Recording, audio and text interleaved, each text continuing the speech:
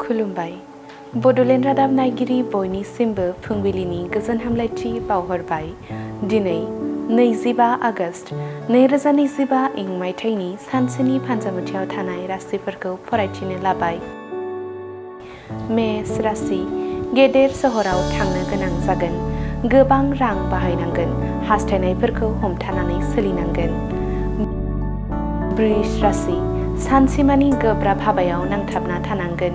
देहानि जेंनाबो नुजाथिनो हागौ। जानाय लोंनायाव सांग्रां जानांगोन। मिथुन राशि साना साननायनि बेरेखा खारगोन। गोसोखौ हमथानानै थानांगोन। इसोरनि सायाव फोथायनाय लाखिनांगोन। कर्कट राशि गोरोन्थिखौ दोनखोमानो नाजानायावनो समा बारलांगोन। जेंनानि सायाव नखरजों सावरायलायोब्ला खैफोदा खम जागोन। सिंह राशि गोब्राब नाजानायनि फिथाइखौ मोनगोन। फंबाय बिनानावनि गोनांथिफोरखौ सुफुंनानै होनो हानाय जागोन। नखराव जौगानाय फैगोन।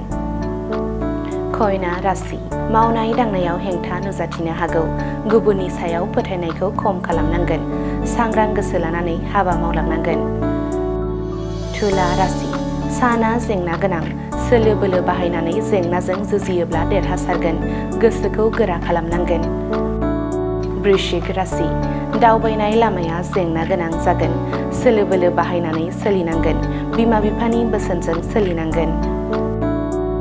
धनु राशि रोंगौथिनि थाखाय मुं गोसारगोन। फालांगियाव आय जागोन। बयजोंबो सिनायजागोन।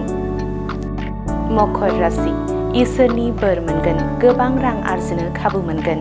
गोनांथिफोरखौ सुफुंनानै लानो हागोन। कुम्भ राशि खामानि मावनाय समाव हाखु दाखु खालामैया गाहाम। गोबां गोरोन्थि खालामफ्लांनो हागौ। सोलोखौ बाहायनांगोन। मीन राशि हान्थिनाय लामायाव हेंथा मोनगोन। गावनि मुवा बेसादनि मोजां जोथोन लानांगोन। माबा मोनसे हाबा मावनायनि सिगां बिमा बिफानि बोसोन लानांगोन।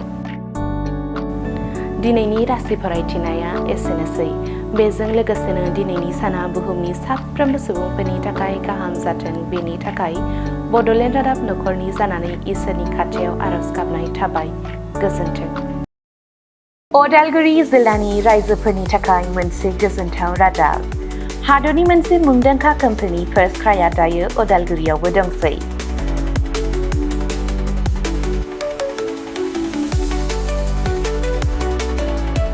अदालगुरि रामपुर सकनि HP पेट्रल पाम्पनि साखाथियाव फार्स्ट क्राइनि फ्रेन्चाइजिआ 21 जुलाइआव बेखेवजाबाय। बे गलायाव गथ'फोरनि गासिबो बेसादफोरखौ मोननो हागोन। नोंथांनि खुदियानो गोनां जानाय गासिबो रोखोमनि बेसादफोरखौ बे मोनसे जायगायावनो मोननो हागोन।